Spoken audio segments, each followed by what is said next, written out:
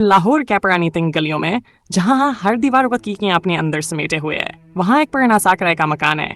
इस मकान में रहता है रोमान, एक सादा हिसास और खामोश सानू इसे छोटे ख्वाब दिखने इजाजत तो नहीं दी, लेकिन दिल के अंदर कोई रोशनी जरूर छुपी है जो हर रोज सुबह सूरज के साथ फिर से जागती है।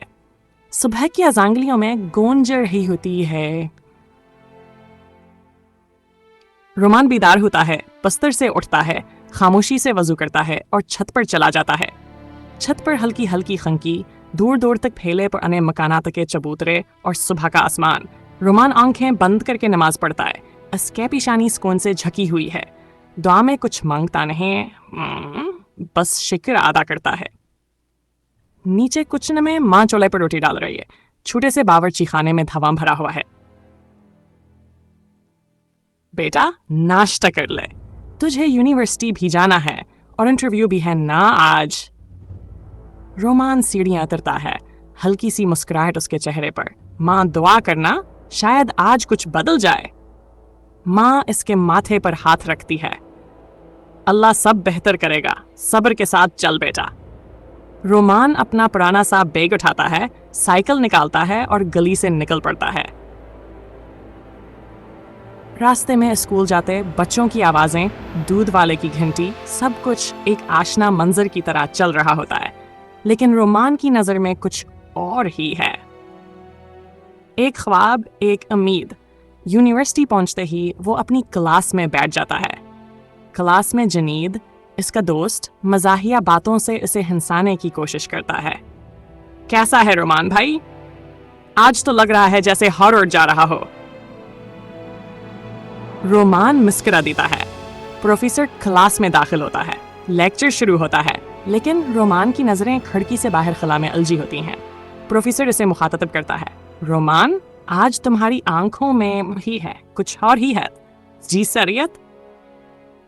खैरियत है, बस जरा जिम्मेदारियां बढ़ गई हैं। क्लास के बाद जनीद इसके साथ निकलता है। यार, अगर वो नौकरी निकल आई तो।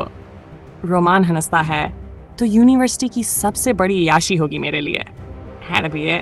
जनीद कंधा थपथ पाता है। जा पगले, किस्मत भी तेरे नाम की मुंतजर है।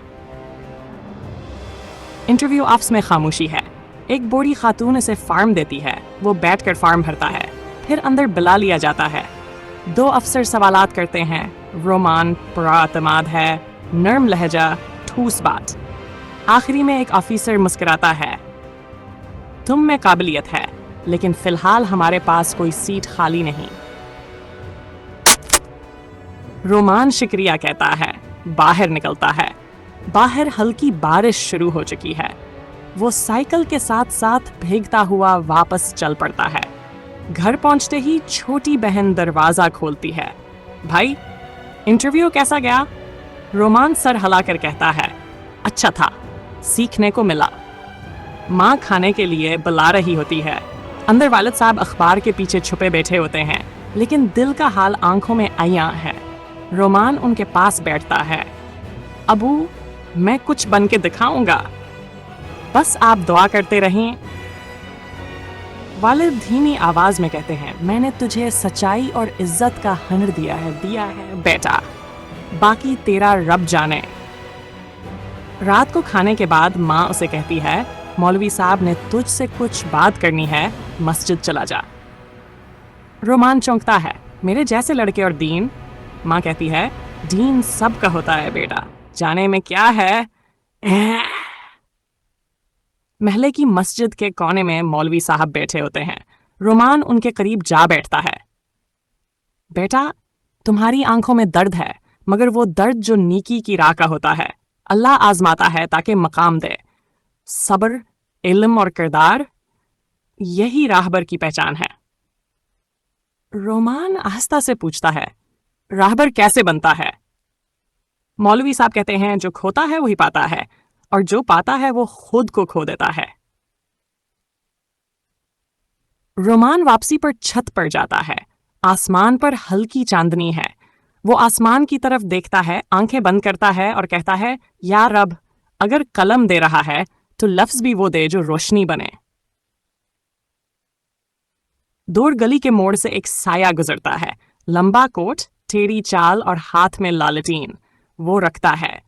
ایک لمحے کے لیے رومان کی طرف دیکھتا ہے، آہستہ سے بڑبڑاتا ہے، چمک جائے جو لفظوں کا چراغ، وہی بنے گا راتوں کا راہبر۔ رومان حیرت سے پلٹ کر دیکھتا ہے لیکن گلی خالی ہوتی ہے۔ یہ رہا